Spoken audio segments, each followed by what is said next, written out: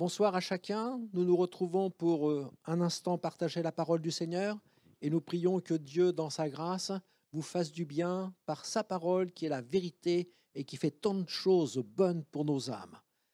Nous allons prendre ce premier chant qui nous rappelle que Dieu est un Dieu qui veille sur nous, qui nous a bénis hier et qui veut vous bénir aujourd'hui et qui dit « Mais que ferions-nous sans la présence du Seigneur dans notre vie, sans sa lumière ?» Et que Dieu vous éclaire encore aujourd'hui et vous conduise sur le chemin de la bénédiction.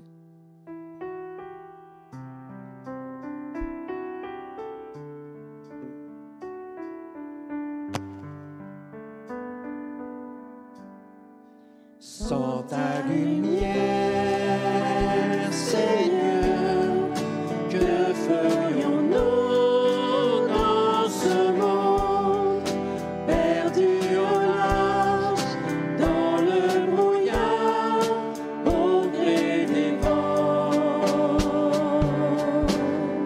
Sans ta lumière, Seigneur, où irions-nous?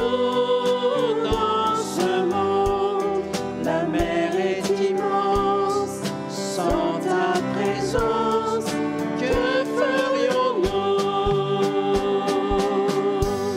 Comme un phare dans la nuit, tu brilles sur tes enfants, tu nous guides vers le port, au cœur de ton amour. Comme un phare dans la nuit, sur tes enfants, tu nous guides vers le port, au cœur de ton amour. Sans ta lumière, Seigneur, que serions-nous dans ce monde en perdition, sans direction, cherchant la voie? Sans ta lumière, Seigneur, où irions-nous dans ce monde? Que décider, qui écouter, que ferions-nous? Comme un phare dans la nuit, tu brilles sur tes enfants, tu nous guides vers le port, au cœur de ton amour. Comme un phare dans la nuit, tu brilles sur tes enfants, tu nous guides vers le port, au cœur de ton amour. Le Seigneur est le seul qui puisse nous bénir et nous secourir.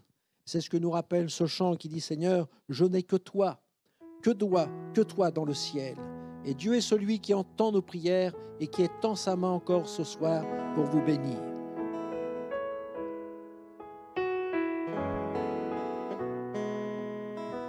Je n'ai que toi dans le ciel. Je ne désire rien d'autre que toi sur la terre. Si je suis faible, ou même si je tombe, Dieu est le soutien de mon cœur. Dieu, tu es le soutien de mon cœur. Mon héritage et mon plus grand bien. Oh oui, Dieu, tu es le soutien de mon cœur. Près de toi, je me sens bien. Quand mon cœur était plein d'amertume, je perdais la raison et je n'y voyais plus rien. Mais Dieu s'approcha pour me saisir la main. Dieu est le soutien de mon cœur. Dieu, tu es le soutien de mon cœur. Mon héritage et mon plus grand bien. Oh oui, Dieu,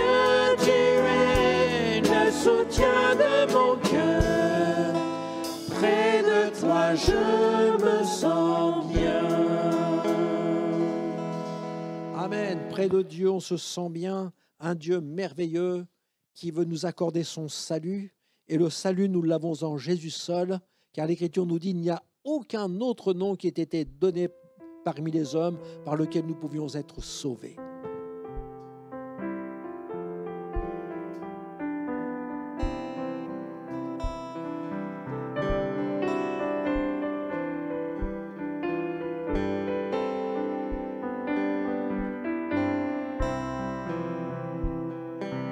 Il n'y a de salut en aucun autre, car il n'y a sous le ciel aucun autre nom qui ait été donné parmi les hommes, par lequel nous devions être sauvés.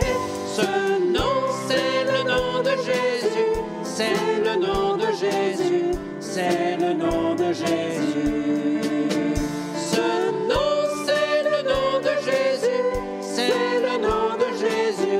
C'est le nom de Jésus.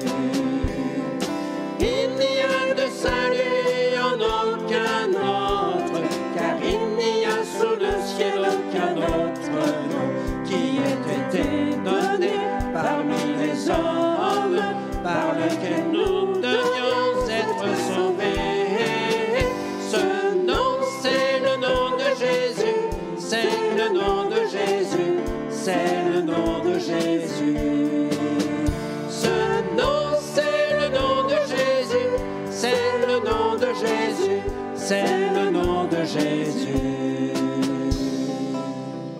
On va demander au Seigneur sa grâce et ensuite on laissera la place à la parole de Dieu qui sera apportée par notre frère Patrice Rulès. On va demander que le Seigneur bénisse ces instants et sa parole. Seigneur, merci pour ta grâce, pour ta bonté, pour ta parole qui va être annoncée. Et nous te prions, Seigneur, dans ta grâce, de la bénir maintenant et que nos cœurs soient ouverts au message que tu as à dire à chacun de nous. Seigneur, nous sommes là devant toi. Nous voulons te dire, Seigneur, parle maintenant. Tes serviteurs, tes servantes écoutent. Parle, Seigneur. Nous sommes à l'écoute de Dieu. Donne-nous tes conseils et tes directives. Nous voulons être attentifs à ta voix. Amen. Bonjour à toutes et à tous. Bonsoir frères et sœurs. Soyez les bienvenus. Que le Seigneur vous bénisse ce soir, qui vous encourage. Pour celui ou celle qui écoute pour la première fois l'Évangile, croyez-le que Jésus-Christ est vivant, qu'il vous aime, qu'il a donné sa vie pour chacun d'entre nous. En tout cas, que le Seigneur vous bénisse ce soir et qu'il puisse vous parler. Nous allons ce soir parler du pain de vie. Jésus-Christ, le pain de vie. Le thème, le titre que j'ai choisi, c'est « Croire en Jésus et le suivre ». Il ne suffit pas seulement de croire, il ne suffit pas seulement de vouloir venir vers Jésus, mais ensuite, il faudrait aussi que nous soyons fidèles dans notre marche avec le Seigneur et que nous puissions le suivre pour la vie éternelle. Nous allons lire un texte, si vous voulez bien, dans Jean, au chapitre 6.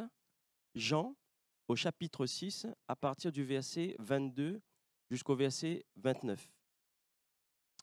Il nous est écrit au verset 22, « La foule qui était restée de l'autre côté de la mer avait remarqué qu'il ne se trouvait là qu'une seule barque et que Jésus n'était pas monté dans cette barque avec ses disciples, mais qu'ils étaient partis seuls. Le lendemain, comme d'autres barques étaient arrivées de Tibériade, près du lieu où il y avait mangé le pain, après que le Seigneur eut rendu grâce, les gens de la foule, ayant vu que ni Jésus, ni ses disciples n'étaient là, montèrent eux-mêmes dans ces barques et allèrent à Capernaum à la recherche de Jésus. Et l'ayant trouvé, au-delà de la mer, ils lui dirent, « Mais Rabbi, quand es-tu venu ici ?» Jésus leur répondit, « en vérité, je vous le dis, vous me cherchez non parce que vous avez vu des miracles, mais parce que vous avez mangé des pains et que vous avez été rassasiés. Travaillez non pour la nourriture qui périt, mais pour celle qui subsiste pour la vie éternelle et que le Fils de l'homme vous donnera.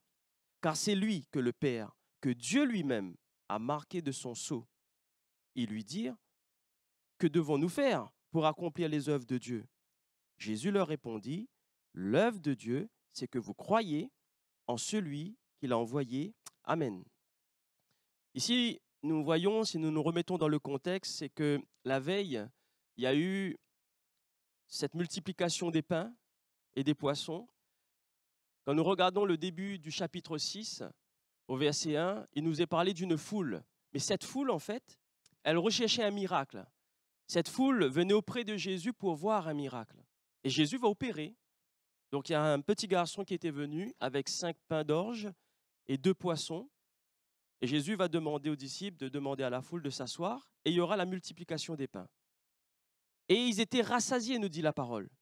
Tous, ils étaient rassasiés. Ça, c'était la veille. Sauf que ce matin-là, la foule se réveillait et ils vont rechercher Jésus. Parce que le but à eux, c'est de voir encore un autre miracle. Et donc, ils ont vu les disciples partir dans une barque, mais que Jésus n'était pas avec eux. Et que là, par contre, le problème, c'est qu'ils ne trouvaient pas Jésus. Donc, ils sont allés, justement, de l'autre côté pour retrouver Jésus. Ils ont trouvé Jésus. Et là, ils vont dire à Jésus, « Mais quand es-tu venu ici ?» Cette foule, ils avaient comme volonté, comme désir, que Jésus leur redonne encore aujourd'hui du pain en abondance. Ils voulaient revivre les mêmes choses que le jour précédent. Et ce qu'il faut regarder, c'est que ce chapitre 6 nous parle d'une foule qui désire voir des miracles. Jésus a opéré, il a fait un miracle, la multiplication des pains, mais le lendemain, ils veulent encore du pain en abondance. Mais vous savez, Jésus voulait les emmener beaucoup plus loin. Le miracle que Jésus avait opéré la veille, c'était pour leur montrer qui il était.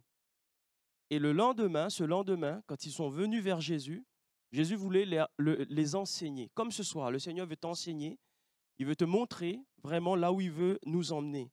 Et en fait, il voulait emmener la foule bien plus loin. Moi, quand je lis ce chapitre 6, il commence par le mot, il commence par une foule. Au verset 22, le texte que nous avons lu, il commence aussi par la foule. Et quand on arrive à la fin du chapitre 6, il en reste plus que 12. Qu'est-ce qui s'est passé tout le long de ce chapitre? Au début, il y a toute une foule et à la fin, il n'en reste que 12. Et c'est ce que nous allons voir ce soir. Au verset 25, il est écrit « Et l'ayant trouvé au-delà de la mer, il dit « Rabbi, quand es-tu venu ici ?» La foule vient retrouver Jésus et ses disciples pour des miracles, pour une nourriture gratuite, une nourriture en abondance.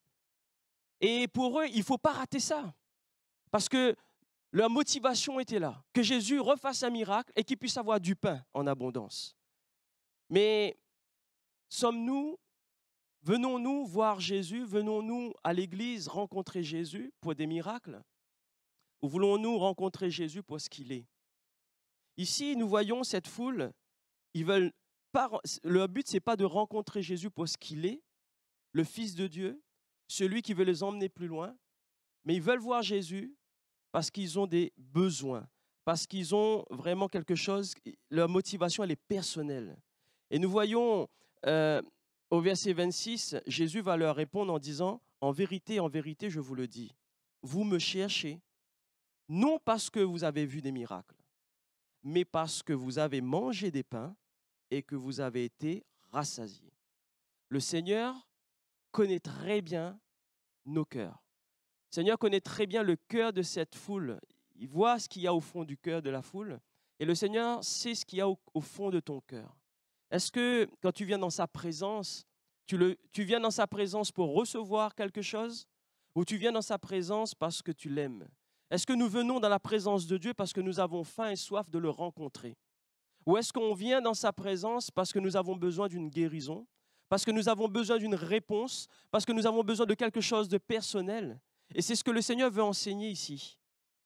Et nous voyons ici au verset 26, il dit « Mais travaillez non pour la nourriture qui périt, mais pour celle qui subsiste pour la vie éternelle. Et que le Fils de l'homme vous donnera, car c'est lui que le Père, que Dieu lui-même a marqué de son sceau. Amen. » Jésus veut que nous venions à lui pour le voir, pour le rencontrer. Et c'est ça le problème. C'est que Jésus, en fait, il va comprendre, il va s'en rendre compte vraiment du désir, de ce qu'il y a au fond du cœur de l'homme.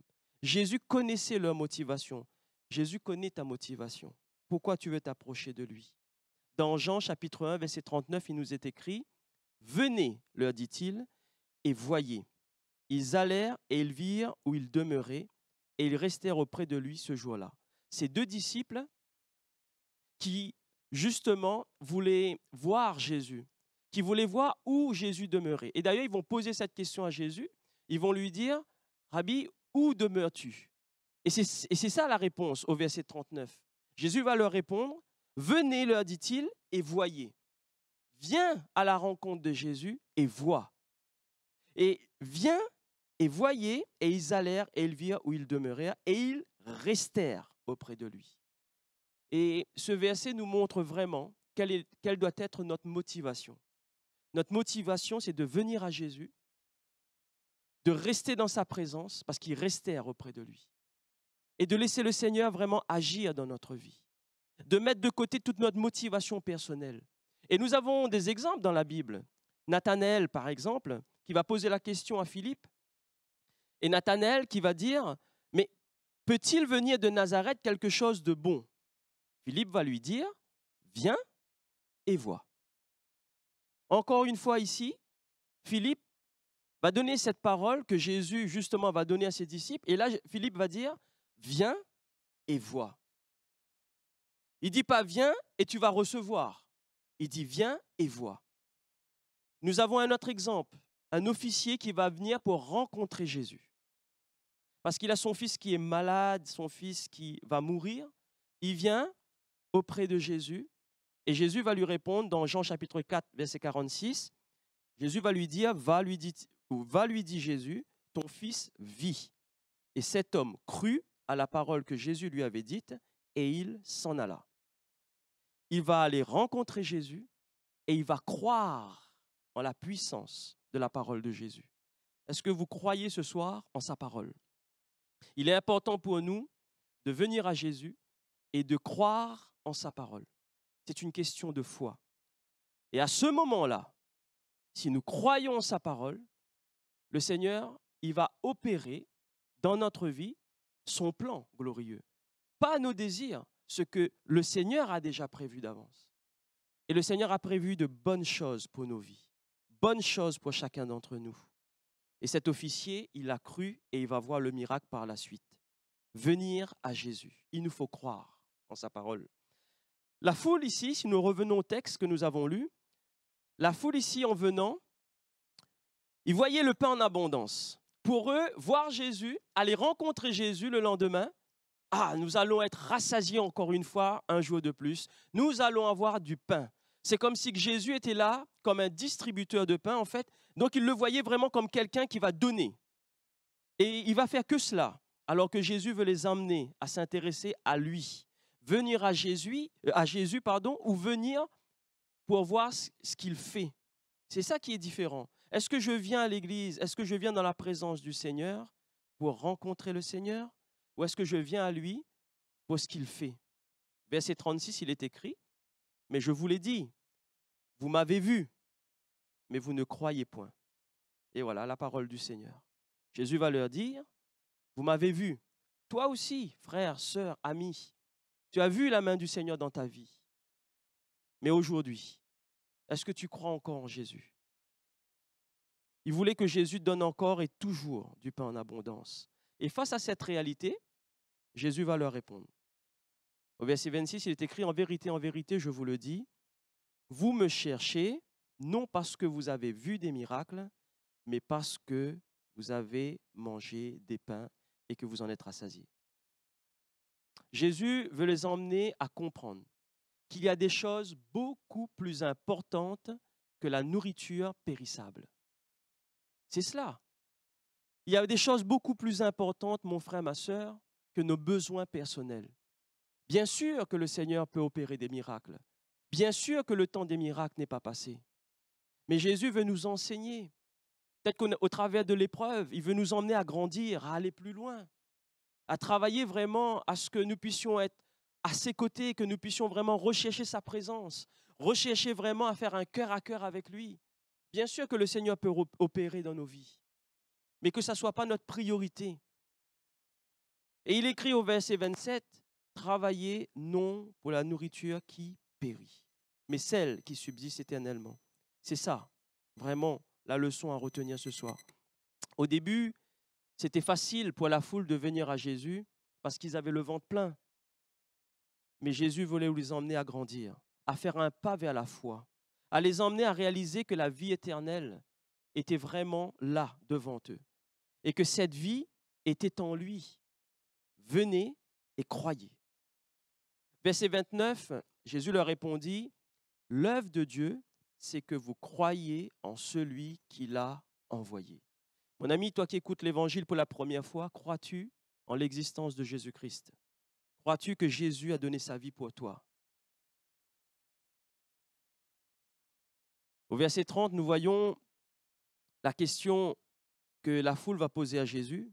« Quel miracle fais-tu donc, lui dit-il, afin que nous le voyions et que nous croyions en toi? Que fais-tu?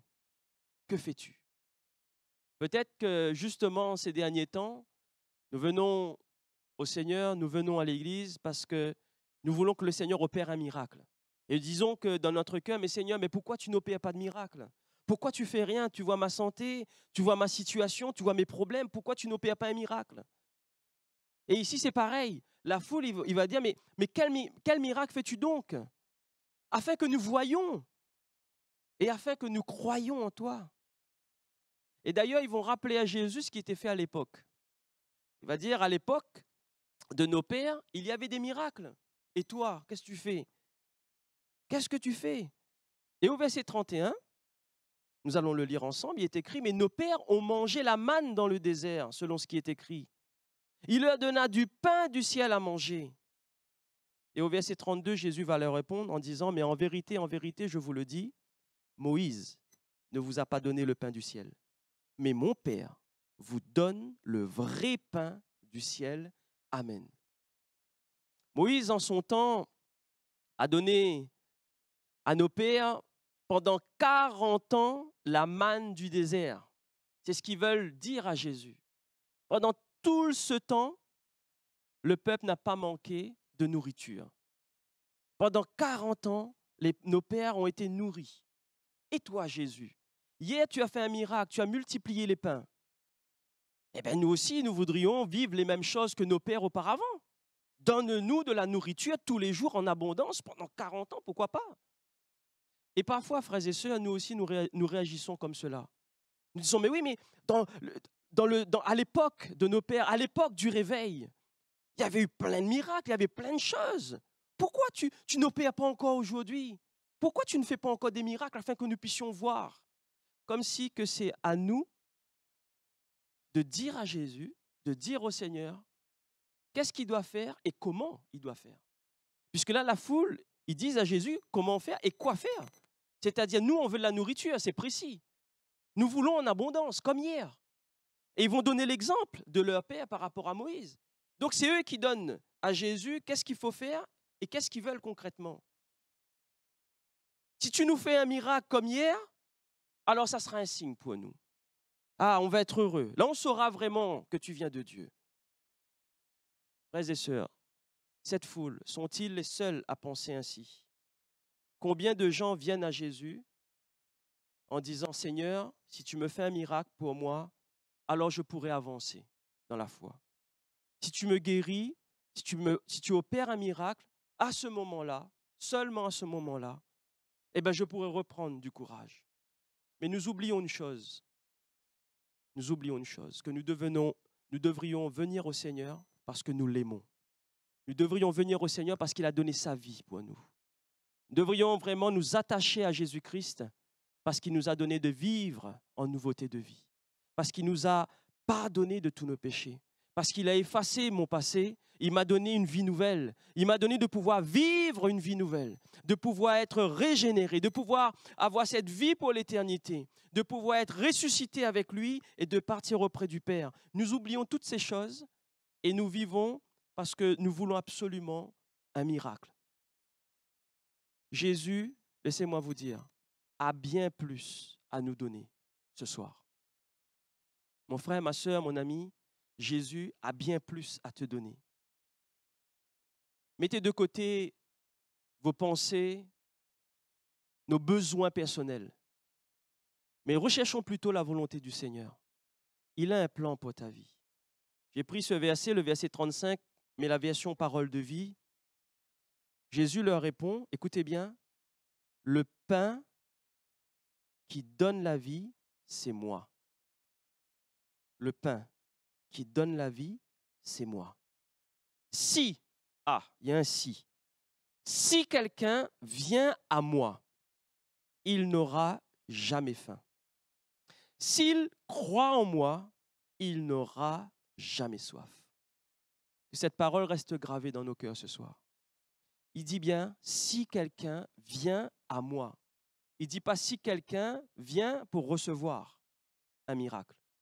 Si quelqu'un vient à moi, veux-tu rencontrer Jésus ce soir? Pour ce qu'il est. Pour que le plan du Seigneur soit vraiment mis en action dans notre vie. Il est important pour nous de venir à Jésus et de croire en lui, afin que nous puissions avoir accès à la vie éternelle. Nous avons tout, frères et sœurs, tout pleinement en Jésus-Christ. Le Seigneur, oui, peut opérer un miracle à la seconde près. Mais ce qu'il désire le plus, c'est ton cœur. Ce qu'il désire le plus, c'est que tu viens dans sa présence, que tu viens le voir, que tu viens auprès de lui, juste pour ce qu'il est et pour ce qu'il a fait dans ta vie. Et de dire, Seigneur, je sais que tu es vivant. Je veux juste, Seigneur, te servir. Je veux juste, Seigneur, rester dans ta présence. Et tout ce qui va se passer dans ma vie, que ce soit pour ta gloire et non pour la mienne. Que ta volonté se fasse, Seigneur. D'ailleurs, même Jésus va nous montrer l'exemple. À la croix, il va dire, non pas ma volonté, mais ta volonté, Père. Non pas ma volonté, Jésus. Non pas ma volonté, Seigneur, mais la tienne. Verset 47, il est écrit, en vérité, je vous le dis, celui qui croit en moi a la vie éternelle. Je suis le pain de vie. Vos pères, ont mangé la manne dans le désert et ils sont morts. C'est ici le pain qui descend du ciel, afin que celui qui en mange ne meure point. Je suis le pain vivant qui est descendu du ciel. Et si quelqu'un mange de ce pain, il vivra éternellement. Et le pain que je donnerai, c'est ma chair, et que je donnerai pour la vie du monde. Amen. Si quelqu'un mange de ce pain, si tu cherches vraiment qui est Jésus, si tu cherches vraiment la volonté du Seigneur, si tu cherches vraiment à avoir une relation sincère, vraie, de l'aimer pour ce qu'il est, alors il vivra éternellement. Oui, mon frère, ma soeur, mon ami, tu vivras éternellement. Jésus est venu pour accomplir la volonté du Père. Est-ce que vous savez quelle est la volonté du Père? C'est ce qu'il est venu accomplir. Eh bien, nous allons le voir ensemble. Quelle est la volonté du Père? Verset 39, il est écrit, c'est Jésus qui va leur répondre.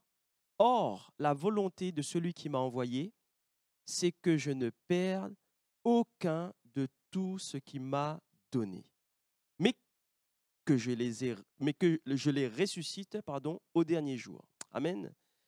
Ici, nous voyons dans ce texte, dans ce verset, Jésus a pour objectif de ne perdre aucun d'entre nous. Amen. Son but, c'est d'en perdre aucun de ceux que le Père lui a donnés, confiés. Ça voudrait dire que nous sommes entre de bonnes mains. Alors pourquoi es-tu inquiet, mon ami? Pourquoi es-tu inquiet, mon frère, ma sœur, pour ta situation? Le but de Jésus-Christ, ce n'est pas de te perdre. Et même, il a un plan pour toi, il a un plan pour moi. Il va dire, mais que je les ressuscite au dernier jour. La vie éternelle, elle est pour toi ce soir. Jésus-Christ a déjà tout accompli. Et vous savez une chose, c'est que si ce soir vous entendez l'Évangile, si un jour vous vous êtes tourné vers Jésus-Christ, c'est parce que c'était la volonté du Père. Est-ce que vous en êtes vraiment conscient de cela? C'est parce que Dieu, il vous a vu dans votre souffrance. Il a vu que vous étiez perdus. Il a vu que vous cherchez une solution et que votre cœur était prêt à trouver une clé. Et il va vous diriger vers son Fils. Il va vous diriger à entendre la parole du Seigneur. C'est Dieu qui interpelle et qui appelle. C'est lui qui envoie vers Jésus. Le verset 44 nous le dit. Nul ne peut venir à moi si le Père qui m'a envoyé ne l'attire, et je le ressusciterai au dernier jour. On a un autre verset qui nous le dit aussi, le verset 65. Et il ajouta, c'est pourquoi je vous ai dit que nul ne peut venir à moi si cela ne lui a été donné par le Père. Eh oui, c'est Dieu qui appelle et qui nous envoie. Et ce n'est pas nous qui avons décidé d'aller vers une église où si un collègue ou un voisin nous a parlé de Jésus-Christ, c'est parce que Dieu a vu ce que vous avez dans votre cœur et il vous a dirigé vers une personne qui vous a annoncé l'évangile, qui vous a parlé de Jésus-Christ. Mais c'est Dieu qui s'est intéressé à vous en premier. Alors que nous-mêmes, nous n'étions même pas conscients de cela, Dieu y vient et il se révèle à notre vie. La parole de Dieu nous enseigne à suivre Jésus. Verset 44, il est écrit dans les prophètes, ils seront tous enseignés de Dieu. Vous voyez? Ainsi, quiconque a entendu le Père et a reçu son enseignement vient à moi. Amen. Ainsi, quiconque, nous tous ce soir qui entendons l'Évangile, a entendu le Père et a reçu son enseignement. Et une fois qu'on a entendu la parole de Dieu, nous avons eu cette parole pour la première fois dans notre cœur, dans notre vie. C'est là, à ce moment-là, nous avons eu cette soif, cette faim d'aller rencontrer Jésus-Christ. Et c'est sur cette motivation que nous devrions rester pour tout le temps, frères et sœurs. Avoir faim et soif de rencontrer Jésus. Avoir faim et soif de sa parole. Et faisons attention, parce que sur notre parcours, il est possible que nous nous sommes détournés de cela et que maintenant, nous avons plutôt faim et soif de nos désirs personnels et nous demandons au Seigneur d'opérer de ce que nous souhaitons. Et là, le Seigneur nous dit, venez à moi. Dieu vous aime. Jésus-Christ s'est donné à la croix par amour pour chacun d'entre nous. Venons dans sa présence. Ne cherchons pas notre propre intérêt, mais cherchons Jésus de tout notre cœur. Voulons-nous venir à Jésus pour ce qu'il est ce soir? Voulons-nous venir à Jésus vraiment dans un cœur vrai et sincère? Écouter sa parole, sans chercher notre propre intérêt. Jean chapitre 6, verset 35, Jésus leur dit, « Je suis le pain de vie. Celui qui vient à moi n'aura jamais faim. » Est-ce que vous entendez ce verset? Celui qui vient à moi n'aura jamais faim. Venir rencontrer Jésus, venir le voir pour ce qu'il est, eh bien mon frère, ma soeur, tu ne manqueras jamais de rien. Tu n'auras jamais faim. Au verset 37, Jésus dit, « Je ne mettrai pas dehors celui qui vient à moi. » Ah, ça me fait plaisir. Ça, c'est une parole qui m'encourage. Je sais que si je viens à Jésus de tout mon cœur et que je m'approche de lui pour ce qu'il est, alors la porte, elle est grande ouverte. Je ne mettrai pas dehors celui qui vient à moi. Venez, frères et sœurs, amis, et acceptez Jésus dans votre cœur juste pour ce qu'il est. Voulons-nous croire maintenant, puisque nous l'avons accepté, voulons-nous croire qu'il est puissant? Voulons-nous croire que Jésus est le Fils de Dieu? Voulons-nous croire que Jésus-Christ est le Seigneur? Voulons-nous croire que Jésus est le pain de vie? Voulons-nous croire que Jésus est la source de ma vie? Et que nous avons tout pleinement en lui.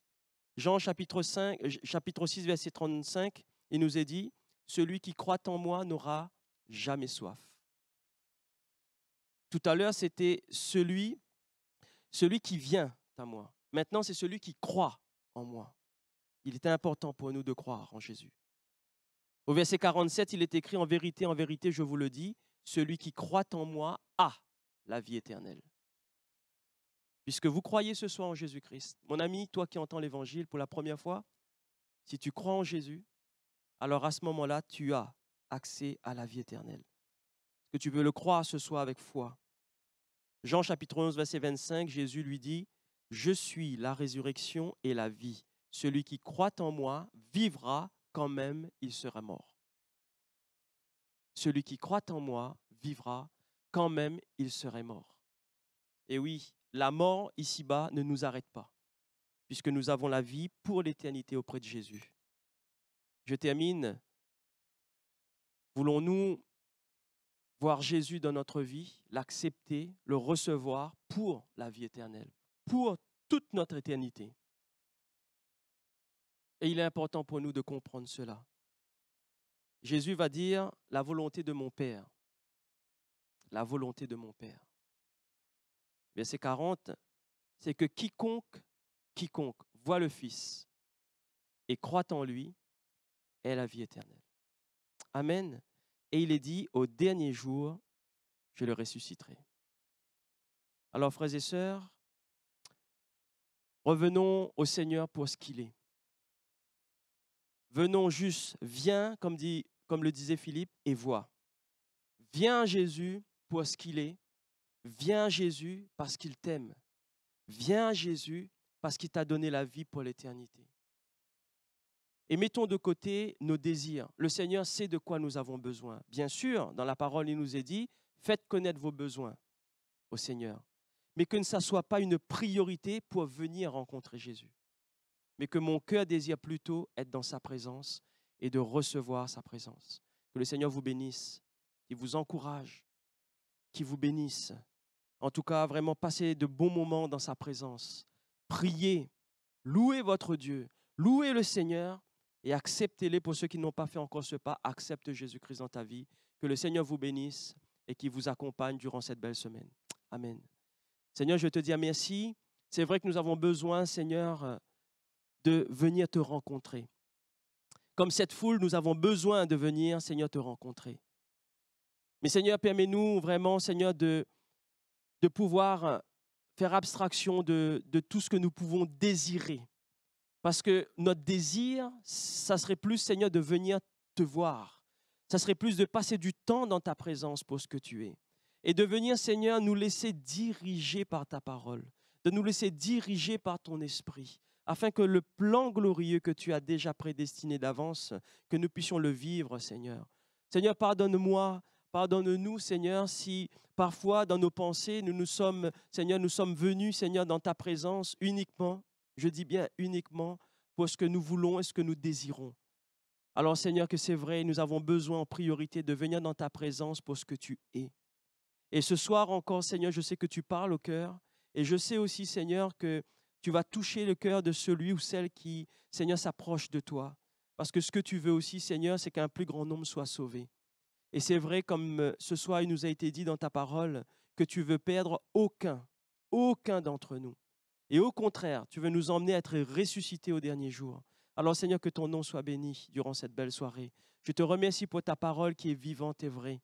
Ta parole qui nous ramène à toi. Ta parole qui nous emmène à nous attacher à toi. Mais que ton nom seul puisse être béni et glorifié, Jésus-Christ. Amen. Amen. Gloire à Dieu pour sa parole, qui est bonne et précieuse pour nos âmes. Seigneur est tout-puissant pour changer les cœurs, transformer les vies, pour agir encore ce soir dans votre vie. Il veut le faire maintenant. Et nous pouvons lui dire, merci Seigneur, pour la parole que tu m'as donnée. Tu as parlé à mon cœur. Merci pour cette parole, qui est une lumière que tu m'as donnée, et je veux marcher à ta suite.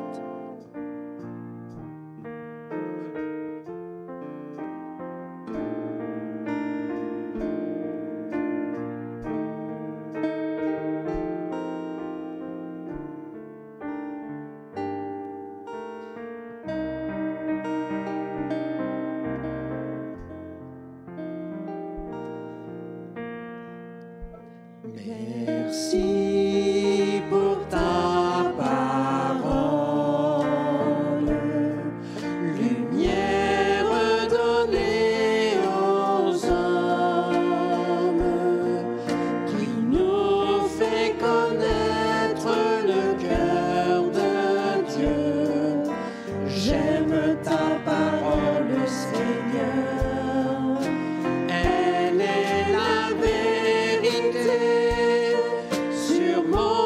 entier.